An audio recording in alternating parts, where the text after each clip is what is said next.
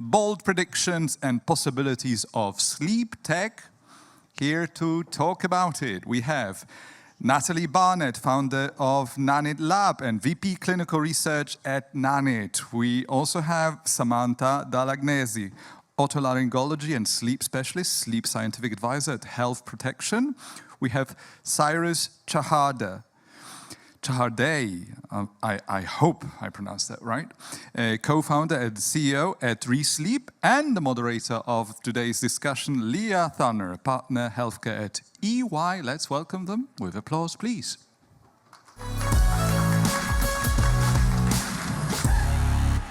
Yes, feel free to choose wherever you're most comfortable.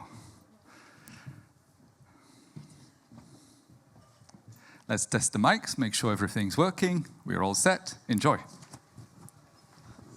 All right. Well, welcome to today's panel. I'm very delighted to be the moderator today and happy to have you here together to talk about the newest insights about sleep technologies. Well, like moderator said, I'm Leah Thunner. I'm partner at EY Healthcare in our German practice and responsible for electronic health record systems, platforms for navigating healthcare services. And yeah, I'm very happy and curious about hearing something about you. And May, yeah, you would like to introduce yourself for the audience. May, Samantha, you want to you start? Okay. Well, thank you, Leah. Well, it's a pleasure to talk to you. I say that I'm a sleep specialist and I started my journey about 10 years ago. And well, it's only 10 years, but at that moment, no one wanted to know about us. So we were all trying to talk to people about the importance of sleep. And everyone was like, well, I'll sleep when I get retired and things like this. So it's very nice to have this kind of talk now in a tech conference. So I'm a sleep specialist and I'm also an ENT. I've been working, having my medical practice for many years, and I'm also an advisor for a company that does a personalized approach to nutraceuticals. So it's also helping people with sleep issues with nutraceuticals. Yes. Thank you so much. So, Natalie, you want to join? Yes, my name is Natalie Barnett. I'm based in New York City at a company called Nanit. I have moved from academia to industry about 8 years ago. I'm a sleep researcher. At Nanit, we make a camera that uses computer vision and AI to analyze infant sleep. And in turn, we provide sleep data to parents to help them make decisions about their infant sleep. And my background is I have a PhD in quantitative and molecular genetics, but postdoctoral training in pediatric sleep. I'm from Australia, and there is a very strong sleep culture in Australia, and I really wanted to bring some of that sleep culture to the US. And I feel that at Nanit we have done a really nice job of helping families understand that sleep is as important to their baby's growth and development as nutrition and exercise. And that's a message that we want to be really helping all families understand that they can really do a lot to help their child's development by establishing healthy sleep habits right from the get-go, which is what we're aiming to do.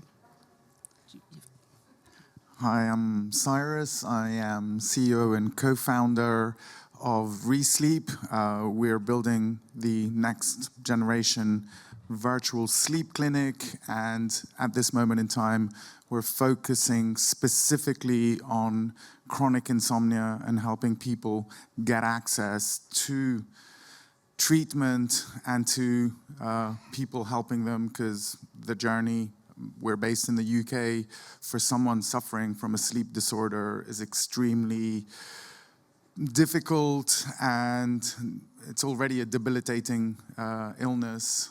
So we're helping them from diagnosis all the way to full treatment and, getting them their life back, basically. Well, thank you very much for your introduction. So I think we can now talk about sleep technologies from very different perspectives from you three. And I think we should start maybe from the customer perspective. So, Cyrus, what kind of role can sleep tech play in the treatment of prevention? Maybe when you can look here from your technical expertise on that topic. So it's a difficult one to answer in the point that there are two kinds of people. There are people who are ill. The people I look after are ill, and all the advice that's given out there, all the talk that's given, is in fact making them even more ill. If I ask people in the audience here what they would advise someone who's suffering from insomnia, I'm sure half the audience would probably say they need to meditate, or they need to stop drinking coffee, or some of those things. And that's exactly what's making it all worse. So a lot of the tech around sleep from my customers, from my clients, is actually making the whole situation more difficult for them. For other people, healthy people, there's a lot of exciting things out there that's helping us improve sleep, from the earlier stages. So I think you'd be better placed to answer that question on the tech side, because for you, you're already using tech to help people before they get to the stage where I'm looking after them. Yes, I think that's exactly that. Is your patients already suffering and have to deal maybe with that kind of disease. And Natalie, you're on the early stage of that problem with the children, right? Yeah. So what do you think about that? Thanks, Leah. I think it's a really interesting paradigm where I'm interested in preventing any of the problems that Cyrus is seeing. So I really want to help families establish healthy sleep habits for their infants and toddlers from a very early stage. And we can do that relatively simply and relatively uninvasively by providing sleep data to families and then providing them with personalized tips and recommendations based on their infant sleep data, recommendations around perhaps regularity of bedtime, or extending the nighttime sleep, or working on increasing their feedings during the day to sort of naturally decrease feedings at nighttime. Sort of things that are that can really help their infants consolidate their nighttime sleep and help create independent sleepers who can fall asleep by themselves at the beginning of the night and then far more easily fall back to sleep by themselves when they wake during the night. Because we know that that's a cause of many of the sleep issues with infants and toddlers is dependence on something that they can't get for themselves to get themselves back to sleep. So if they're given the opportunity to fall asleep by themselves at the beginning of the night, it can really help them consolidate that nighttime sleep and really help set them up for a lifetime of good sleep health. Okay, super, very interesting. Thank you. So, Samanta, you look from the perspective of a physician and the clinicals. So, what do you think can somebody do to help these healthcare professionals to bring that quality of data and analytics that you can provide with your teams to improve that kind of diseases or maybe problems that maybe children or adults have just to fall asleep? Yeah. Thank you. So I would say two main points. One is more medical education on the topic, because we physicians don't usually have a training on sleep, and we don't even have our sleep, a good quality of sleep for ourselves. There are many scientific papers that talk about medical errors and lack of sleep. So I guess that we have to start by examining ourselves, our quality of sleep before we do any kind of recommendation. I do also think that we have to rethink a little bit of the medical curriculum and to include more of a sleep education. For example, now I'm involved in a project on giving the basic fundamentals of sleep medicine for medical students and just physicians who have recently graduated. So you cannot talk to patients about something that you don't understand that well. And for sure, giving this kind of information for the patient is so important. And not only for the patient who's suffering with a sleep issue, that can also be a disorder, but sometimes, most likely, it's more of a matter of hygiene, right, of habits, but also for the family, because the family also suffers, right? Every time that you have a patient who's having some kind of sleep issue, you have the whole family with it. Like we have a very common clinical situation that is the man, for example, who suffers with sleep apnea, cannot sleep, snores, and his wife who ends up developing insomnia. So if you treat only one, you cannot treat the whole family indeed. So I think that is one very important thing for the physician to have this in mind. And another topic that I could go on about sleep tech, right? All of the information that we gather, and physicians now are receiving more and more of these reports. You know, Fitbit, in the platform Fitbit, you can even send the report for the physician, right? There are some features, and we physicians sometimes don't understand what these reports are, because we were trained to look at a polysomnography. We were trained to examine a traditional, let's say, conventional exam. That can be a topic for another talk, another discussion. Yes, okay, but that's the point that you're making, is this a lot of education. Yeah, so education for the patients, for the family, and especially in combining maybe these three anchors that we discussed now, from the technical side, from the side from maybe startup, and from the clinical side. So can I just jump in there? Yes, for a please, second, Leah? please, for Sorry. sure, jump in. And just to piggyback on Samantha's point, we know that in the US, most pediatricians receive a very small number of minutes of training in sleep. They also only see their patients for around, between 10 and 13 minutes per visit. And there's so many things to cover in a pediatric visit, and sleep falls so far down on the list that I think we have an opportunity with sleep tech, particularly in infants and toddlers, to help, to your point, Samantha, help educate pediatricians around the importance of sleep in these early years, and help pediatricians and families understand how important this development of sleep health is in those early years. Yes, and I think, Cyrus, you're nodding. So from your perspective, from the more technical side, you agree? And not even on the technical side. There was a study made by my co-founder in the UK. The average amount of education on sleep doctors get is an hour and a half. An hour and a half of education on sleep. Most of that is about narcolepsy, which is 0.6% of the population. There isn't an understanding. Sleep is the last major pillar of health that we're learning about. I mean, we've been talking about sleep for what, 20 years? It's one of the major pillars of health, and yet everybody's talking about sports and talking about nutrition, which is fantastic. Next door there was a talk about longevity, and we're talking rightfully about sport and nutrition.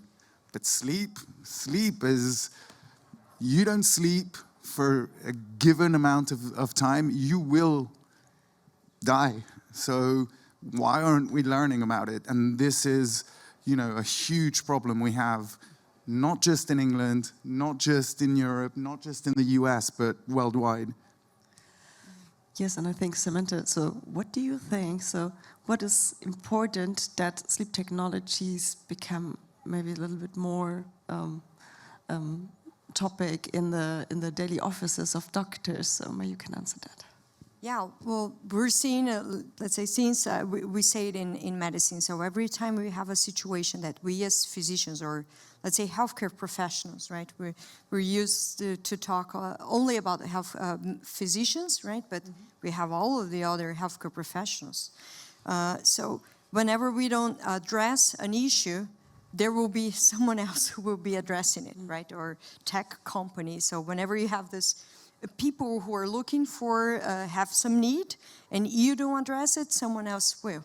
And I would say that we physicians, in particular, sleep medicine is not, still not reaching to many people, right? When we think about polysonography, for example, the need to go to a lab to do an exam, that's very complicated depending on where you are, right? And it's also expensive. So now you see a lot of these other devices that are much cheaper. They might not be as accurate, but if you get a sense of the picture of the patient throughout a week or a month, you might get even more information than just one night of exam, right? When we see a polysonography, for example, there are some things that we might not consider. You know, if there are just some small things here and there, we'll say, well, maybe this is just because he went to the lab, he was not comfortable. So having a bigger view of the patient's life for at least a few days might be more relevant than just one night. But the issue now is for us to understand what kind of information we can rely on from these devices. So last month we had in Brazil the World Sleep Conference, and the World Sleep Association is trying to do a big work. They're having now a task force on digital health, trying to discuss with companies, with tech companies, and trying to educate physicians on which are the measurements from this device and the other, what is the accuracy, how do I see the accuracy, because we are not used to thinking about this. We're used to thinking about, okay, well, this is the gold standard type of exam for to diagnose this kind of a disease, and these are the informations that we have to get for this exam. But Fitbit uses one metric, then Apple uses only movement, then Samsung is looking to another feature. So what can I get from this? This is really still hard for us, but the amount of meetings, symposiums that we had from this last conference on digital health is already saying that they are responding to this need. And I think that more and more we will start seeing this, right? And physicians being also critical about this, because in the end, patients do use these technologies, but they also come to the physician to ask for help, right? So I think it's we have to understand what works for this kind of a situation and also advise them to not have what we call negative placebo. So sometimes a patient will say, well, look, this device told me that I'm having a very poor quality of sleep. So the patients sometimes get anxious with the technology. So now this is what you were telling. You might end up having another issue about this. Yeah. You just think, okay, my device said I had a bad sleep and then I feel better. Is this the reality? Yeah, but I think Cyrus, there was a study done by Stanford where they gave sleep wearables to a group of people, and they started playing around with the data that was given, and someone who would have had great sleep, they told them, you've had poor sleep, and then they did tests throughout the day, and the person felt terrible, I'm exhausted, even though they had good sleep, and then they did the exact contrary, and people had terrible sleep, and they were like, you've had great sleep, and people were up for the day, I've had restorative 1 hour of deep sleep, damn, I'm ready for my day. So, but, you know, for the people that I'm serving, for sure, a lot of it can be very negative, but I'm super excited about some of the stuff that's coming out. Sleep apnea, we were talking about some of the studies that had to be done in a sleep center. In the UK, at this moment in time, it's a 9-month wait to get a sleep study for something that is basically screwing up your health in a terrible way. And there are people out there. So the difficulty on your side is all this data is available. How do you reconcile all that data? Understand the different providers and how their approach to each. But there are people doing now wearables. So a Curable is one of them that can do testing at home at a very affordable price. There's Sunrise. There's plenty of people. So what's happening in the world of tech is super exciting and really helpful for certain points, but also can be very, driving anxiety for another set of people. And also, Cyrus, just to jump in on what you said, I really think it's important that the tech companies work together with the physicians to really help in the education piece, because I think a lot of physicians are nervous about the tech, or they don't understand the tech.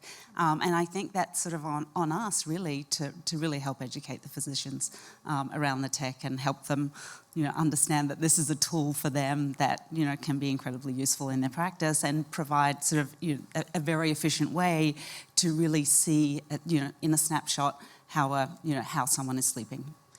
Yes, and I think this closes the cycle from the research or the studies that we have to that what technologies can improve in daily lives, and then that has to come back in the doctor's office every day. Yeah. And if we can close that cycle, then everybody will benefit from each other, right? Exactly, Leah. So one of the things that we do at our company, we do a lot of clinical research. So we are consenting families to participate in clinical trials that are approved by IRBs in the US or ethics committees elsewhere, and it means that we can conduct pediatric sleep research at scale that has never been able to have been done before. So traditional sleep, pediatric sleep research, you would put an actigraph on a baby's ankle or wrist, which is cumbersome. Parents don't want to put sensors on their babies. They can really only tolerate them or really wear them for a week, perhaps 2 weeks at most. But we have the capability to be able to collect longitudinal data on these babies at scale, and it can really accelerate the research process. So where, one of the researchers that we work with, her studies were typically on, 10 or 15 babies. It would take her a year to recruit these babies. She would collect 2 weeks of data. She's now working with us. We have 2,000 babies that she's working with, and we have, we can collect months of data concurrently. We don't have to wait till one actigraph is used and take it to the next patient. We can just really accelerate that research process, which really can lead to all sorts of amazing benefits to patients longer term. Yeah. Great. You want to add something? No, I would just like to say, super excited about what you're doing and what that amount of data and that amount of understanding and what it can bring us in 10 years, 15 years, understanding some of the sleep disorders out there, and how many of them can be traced back to already difficulties of sleep in early childhood. And these possibilities that tech brings us and what you guys are doing is like amazing. And I wish we would be able to get more with adults as well, real longitudinal data that we are not able to access. So yeah, super exciting. Yes, and I think there you see that we have such different environments where we talk about research, maybe in the US where you're based, Natalie, or maybe here in Europe. Yeah, so I think there's a big difference how you can use research data or what kind of data you're able to collect, right? Yeah, so there is a big difference between the US and Europe for sure. So we're primarily focused in most of our work is done in the US. But also too, I wanted to the other thing that I think that technology is able to do, or our technology and other technologies, is really gives the opportunity for sort of underserved communities to be able to access this technology and understand the importance of sleep. And I think that's something that will be incredibly important to us, longer term, is just the access to care that so many folks are missing out on. And I think tech can enhance and accelerate that. Yeah, perfect. Thank you. Totally agree. So we have now the last 6 minutes. So at the end, Samantha, you want to start. What are at the moment the barriers that you see for your practice that maybe should be detected or should be avoided to provide better sleep technology and sleep care? Well, I would say that one barrier is to have a solution that has less fragmented solutions. Let's say we will usually have some product that does this other product that does that, and so it's hard for us to, as clinicians, to think about, okay, I have to acquire this equipment, then this other one is a SaaS, and how does this integrate with the other? So if I choose to change this device, does it connect with the platform where I'm monitoring the patients or the EHR? So for now, I would say that the sleep solutions that we have in the office are like a Frankenstein, really, a Frankenstein. So we have to upload things in a PDF, and it goes this and it goes there. And I have usually to write down the specific metrics that I want to keep track in the next exam. So for now, I think it's a little bit of a Frankenstein, but I would say that it's also the evolution of the field. I think it's how things evolve, right? I wouldn't say it would be different. So I think that companies that are building solutions have to think a little bit about this, how the clinical setting where the physician uses it, where he will store this data, how he keeps a note on what are the relevant things for him. So more on the practical side, right? Because I see many solutions that look very interesting in theory, but when you're going to use it in practice, sometimes it's just, this little detail that you have a hard time to use it in practice. So what Natalie mentioned, that they are developing this in the hospital and getting feedback from the patients and including the pediatricians, this is what you absolutely must do, because I see many engineers, and engineers have a great view of how to solve a problem, but if you don't include the person who will be using it later on, it's just some details might be missing. Yeah. Okay, thank you. So, Cyrus, what about your Frankensteins or barriers? So we started off as a pure digital treatment, an app.